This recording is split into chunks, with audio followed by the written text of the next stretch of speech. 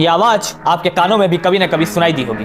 ये नारा है विश्व की सबसे बड़े एनजीओ जिसके नाम से राजनीतिक गलियारों की धड़कन बढ़ जाती है। संगठन जो मुस्लिम तुष्टीकरण के खिलाफ खड़ा हुआ, संगठन जिसने एक समय राष्ट्रध्वज तिरंगे के ऊपर अपने ध्वज को रखा, संगठन जो समाज सुधार के कार्य में सबसे आगे रहता है, संगठन जिस पर कई बार सरकार बैन लगा चुकी है और जिसकी एक सब्सिडियरी ऑर्गेनाइजेशन आज विश्व की सबसे बड़ी पॉलिटिकल पार्टी है। हेलो, मेरा नाम है अक्षय और इस वीडियो में हम बात करेंगे आरएसएस यानी राष्ट्रीय स्वयंसेवक संघ की, जिसके निर्माण को 2025 में 100 साल पूरे हो जाएंगे।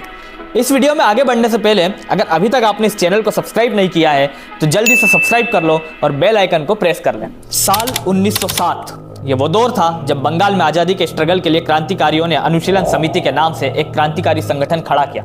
इसी बीच नागपुर से डॉक्टर की पढ़ाई करने आए केशवराम बलराम हेडगेवार भी इस संगठन का हिस्सा बने और जेल भी गए। तभी दादा भाई नौरोजी ने गरम दल के नायक बाल गंगाधर तिलक को कांग्रेस में आने का इनविटेशन दिया, तो डॉक्टर हेडगेवार भी उनके साथ कांग्रेस में आ गए। हेडगेवार जी ने कांग्रेस के साथ काफी समय तक काम भी किया।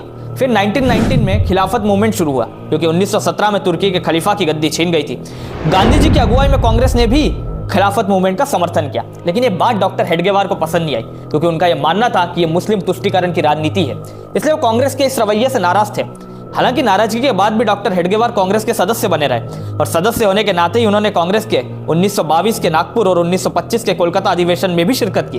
लेकिन कांग्रेस के खिलाफत मूवमेंट के समर्थन की बात उनको अंदर ही अंदर चुभ रही थी, इसलिए उन्होंने मन बना लिया था कि अब एक ऐसी संस्था का निर्माण करना पड़ेगा जो हिंदुओं के हितों को लेकर चले।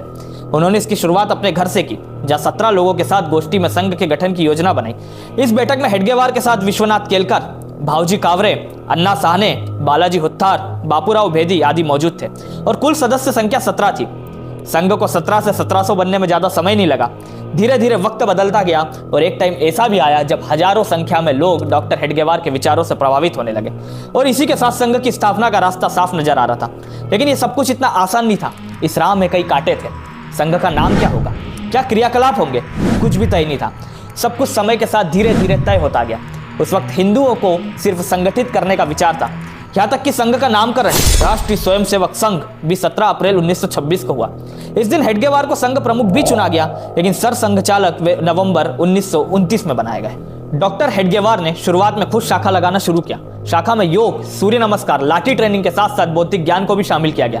लोग धीरे धीरे डॉक्टर हेडगेवार की बात से प्रभावित होने लगे और उनके इस अभियान से जुड़ने लगे। शाखा में आने वालों की संख्या कई गुना बढ़ गई। यह वह समय था जब डॉक्टर साहब को लगा कि संघ को अब एक ऑफिशियल रूप देने का समय आ गया है और 27 सितंबर 1925 को विजयादशमी के दिन इस संगठन की स्थापना की गई। लेकिन प्रश्न यह था कि संगठन का नाम क्या रखें। फिर राष्ट्रीय स्वयंसेवक संघ, जरीपटका संघ और भारतोद्वारक मंडल, इन 3 नामों पर विचार हुआ। बकायदा वोटिंग हुई। नाम के लिए बैठक में मौजूद 26 सदस्यों में से 20 सदस्यों ने राष्ट्रीय स्वयंसेवक संघ को अपना वोट दिया, जिसके बाद इस संगठन का नाम आरएसएस पड़ा। इसी दौरान धीरे धीरे महाराष्ट्र के कई इलाकों जैसे नासिक, पुणे आदि में संघ ने अपने पैर पसारना शुरू किए। महाराष्ट्र के साथ साथ सेंट्रल इंडिया में भी संघ की शाखा का विस्तार होना शुरू हो गया। नमस्ते सदा वत्सले मातृभूमि प्रार्थना के साथ संघ की शाखाएं लग रही थी। हेडगेवार ने शाखा के माध्यम से संघ कार्य को आगे बढ़ाया, क्योंकि स्वस्थ और सुगठित स्वयंसेवक होना उनकी कल्पना में था।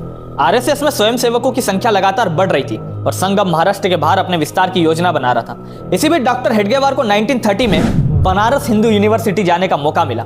यहाँ उन्होंने पंडित मदन मोहन मालवीय से बात की और पंडित जी ने उन्हें बीएचयू कैंपस में आरएसएस ऑफिस खोलने की परमिशन दे दी। इसके बाद हेडगेवार जी की मुलाकात बीएचयू में एमएससी कर रहे माधवराव सदाशिव राव गोलवलकर से हुई। अब गोलवलकर जी बीएचयू में पढ़ाते भी थे, इसलिए सब उन्हें वहां गुरुजी कहते थे। गोलवलकर जी को डॉक्टर हेडगेवार ही संघ में लेकर आए। इसी दिन 1940 में डॉक्टर हेडगेवार की मृत्यु हो गई। फिर सर्वसहमति से आरएसएस की कमान गोलवलकर जी को सौंप दी गई। गोलवलकर जी ने के नेतृत्व में ही आरएसएस का विचार कोलकाता, दिल्ली, लाहौर और चेन्नई सहित पूरे देश में फैलना शुरू हो गया। आरएसएस का काम करने का तरीका भी काफी स्ट्रक्चर्ड है। इस संस्था का एक कंप्लीट ऑर्गेनाइजेशनल सेटअप है। यह संस्था कुल 11 पार्ट में बटी हुई है। केंद्र, क्षेत्र, प्रांत, विभाग, जिला, तालुका, नगर, खंड, मंडल, ग्राम और अंत में शाखा। इसमें सबसे महत्वपूर्ण है शाखा। आरएसएस में 5 तरह की शाखा होती है। पहली प्रभात ब्रांच यानी मॉर्निंग मीटिंग, दूसरी है इवनिंग ब्रांच, फिर आती है नाइट ब्रांच, चौथी है मिलन यानी सप्ताह में 1 या 2 बार होने वाली मीटिंग और 5वीं है संघ मंडली यानी महीने में होने वाली मीटिंग। आपको हैरानी होगी कि संघ में आज करीब 1 करोड़ से ज्यादा प्रशिक्षित सदस्य हैं। संघ परिवार में 80 से ज्यादा समविचारी व अनुवांशिक संगठन है। दुनिया के करीब 40 देशों में संघ सक्रिय है। मौजूदा समय में संघ की लगभग 56,000 दैनिक शाखाएं लगती है। करीब 13,847 साप्ताहिक मंडली है और 9,000 मासिक शाखाएं भी हैं। संघ में सदस्यों का पंजीकरण नहीं होता। ऐसे में शाखाओं में उपस्थिति के आधार पर अनुमान है कि फिलहाल 50 लाख से ज्यादा स्वयंसेवक रेगुलरली शाखाओं में आते हैं। देश की हर तहसील और 55,000 गांवों में शाखा लग रही है। अकेले उत्तर प्रदेश में आरएसएस की 8,000 से ज्यादा शाखा हैं। केरल जैसा राज्य जहां हिंदू पॉपुलेशन कम है, वहां भी आरएसएस की करीब 5,000 शाखाएं हैं। इन्हीं शाखाओं को आरएसएस की बुनियाद माना जाता है। आरएसएस का अपना एक लिखित संविधान है।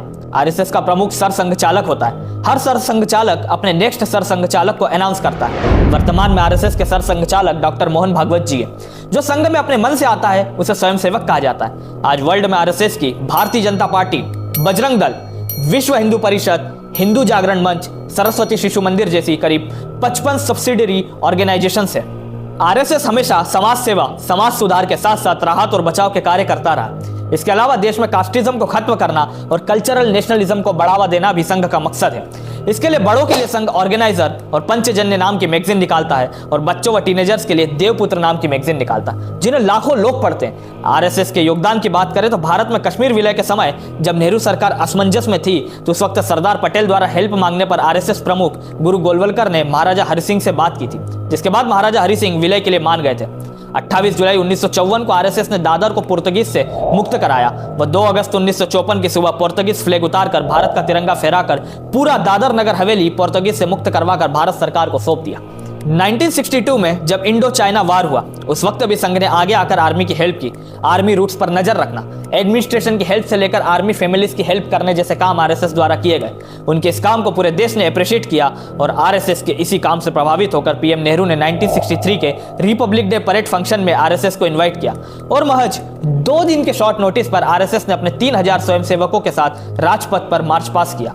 1965 में इंडो पाक वार, 1971 में उड़ीसा में आए भयानक साइक्लोन, भोपाल गैस ट्रेजेडी, 1984 के सिख दंगे, गुजरात अर्थक्वेक, उत्तराखंड फ्लड्स और कारगिल वार इत्यादि घटनाओं में भी संघ ने आगे आकर अपनी सेवाएं दी। इतना सब कुछ करने के बावजूद भी आरएसएस कंट्रोवर्सी में फंसता रहा। उस पर राजनीति में हस्तक्षेप जैसे आरोप लगे।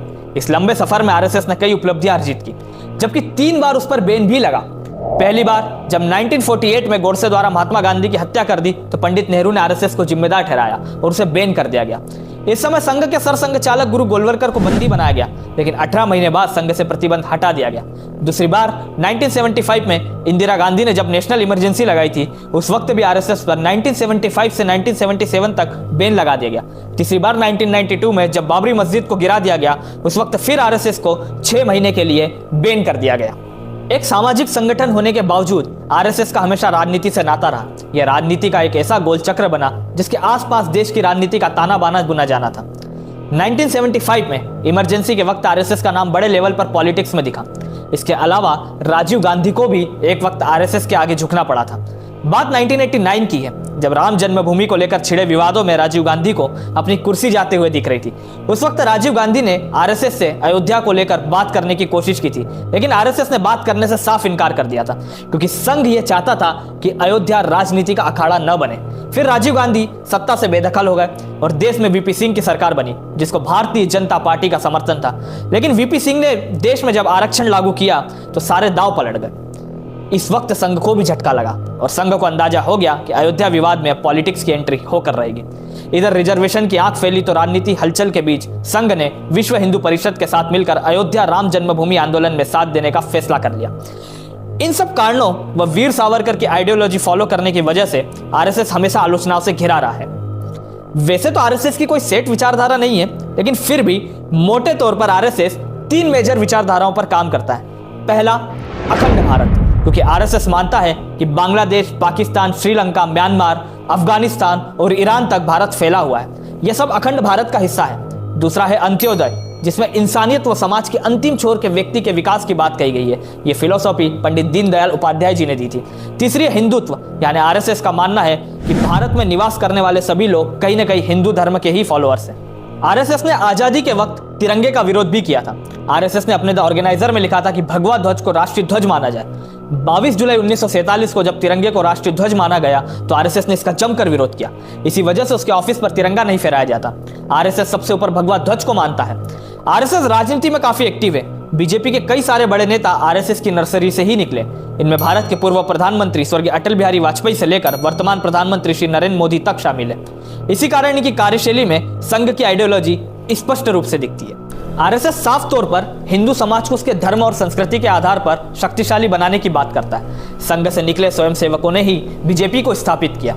हर साल विजयादशमी के दिन संघ में अपने स्थापना दिवस के साथ ही शस्त्र पूजन की परंपरा निभाई जाती है। देश भर में पथ संचलन निकलते हैं। कभी एक कमरे में 26 लोगों से शुरू होकर आज 9 दशकों बाद आरएसएस दुनिया के सबसे बड़े संगठन के रूप में खुद को स्थापित कर चुका है। नागपुर के अखाड़ों से तैयार हुए इस संघ की पॉपुलैरिटी इतनी ज्यादा है कि आज ये भारत के हर कोने में अपनी शाखाओं के माध्यम से फैला हुआ है। दोस्तों, आपको ये वीडियो कैसा लगा नीचे कमेंट में जरूर बताइएगा। अगर आपको ये वीडियो पसंद आया है तो और लोगों के साथ ज्यादा से ज्यादा शेयर करें और इस चैनल को सब्सक्राइब करें और ऐसे नए वीडियोस के नोटिफिकेशंस के लिए बेल आइकन को प्रेस करें। एक नई वीडियो के साथ आप सभी से जल्द मुलाकात होगी। धन्यवाद। जय हिंद।